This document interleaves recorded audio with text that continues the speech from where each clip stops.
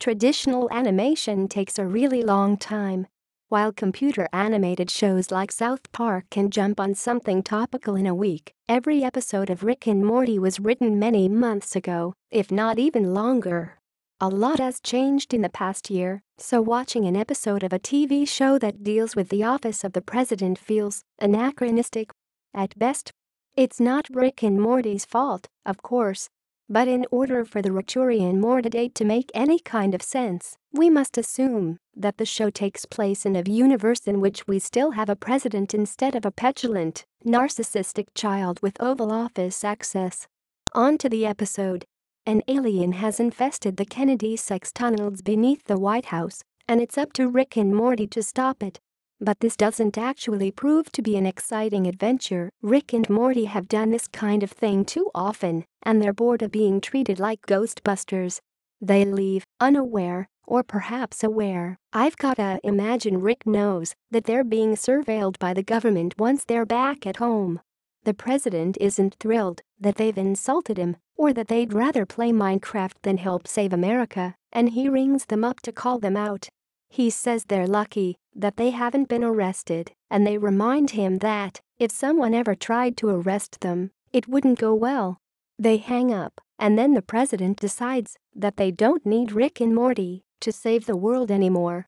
Meanwhile, Beth and Summer are out shopping, and Beth readily agrees to let Summer buy a revealing outfit.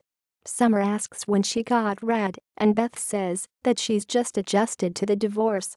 Of course, the reality is that she is, probably, a clone of Beth, while the real Beth is off fulfilling her genius potential. In Brazil, a team of men in hazmat suits come across a tiny, nuclear-capable species. Rick and Morty decide to go make first contact. Unfortunately, they're beaten there by the Brazilian army and the US military and the president. He tries to dismiss them, but Rick and Morty give him a verbal dressing down, and they get arrested, then expatriated. They're no longer allowed in the US. The president shrinks down to a tiny size to try and reason with the new alien species. He meets the presidentress of the ironically named Mega Gargantuans, who tells him that Rick and Morty already visited and negotiated a ceasefire and found ways to insult the president by proxy. Rick and Morty also went ahead and negotiated a permanent ceasefire between Israel and Palestine. This infuriates the president, even though he's getting all the credit for it. Back at home, Beth calls Rick and asks if she's the replacement Beth. Rick says no and tells her that when smart people get happy they sometimes stop recognizing themselves. That said, he does not deny that she's the replacement Beth. When they hang up, Beth freaks out. Rick and Morty show up in the Oval Office. Rick tells the president that they're even and they'll get out of his hair, provided he takes a selfie with Morty.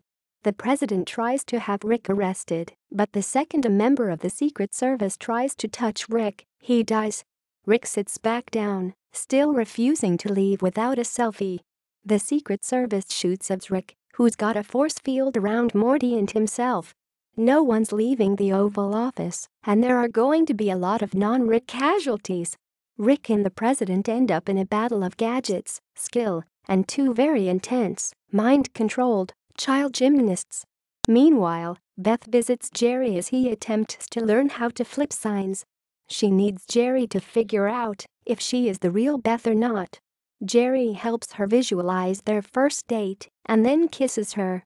He tells her that she is the real thing.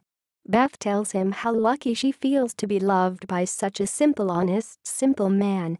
She knows she's not the real Beth because she actually loves Jerry. They have sex.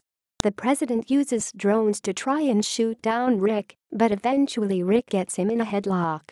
The president agrees to take a selfie, but it's too late. Morty has stolen Rick's portal gun, and now the whole family is holed up in some kind of secret bunker. Jerry and Beth are getting back together. They're hiding from Rick and don't want him to find them. The president declares Rick a terrorist and says he can't exist alongside a living god who won't submit to him, besides Poseidon, anyway. Rick makes a deal with the president. He'll make himself scarce forever if he can just use the president's deficit-tripling portal technology. An armed Rick finds the family at their cabin hideout. Beth is paranoid that Rick is about to kill her, but Rick tells Beth that she is, in fact, the real Beth. Rick brought the gun to kill Jerry because he just can't seem to get rid of him. Morty tells Rick the family is happy now, so he can stay and deal with that, or go to another timeline. Rick reluctantly agrees to stay in this timeline. The Smiths are happy. They eat Panda Express. Overall, it's a solid episode that left me feeling a little cold. The rest of the season has been, at times, transcendent. The Rickchurian Mortydate felt more like a recap of themes than an exploration of anything new. Even if I was underwhelmed by the episode, this would probably be a good place to end the series. I don't know if we'll be getting a fourth season, but I suspect that it'd have to spin its wheels a bit with future episodes. This is a show that's gone out of its way to explore its characters and their relationships. It's looked at them from every angle. It's found consistently surprising storylines and ideas. I'm just not sure it could sustain that excellence over another season, not after putting these characters under the microscope so carefully. Besides, this was a satisfying ending, emotionally. Morty, Summer, Jerry, and Beth being a cohesive unit with Rick as the difficult outsider is pretty much where the show started. They've come full circle, and they are better people for it. I'm grateful for the show we've gotten, and honestly, I would be just fine with well enough being left alone.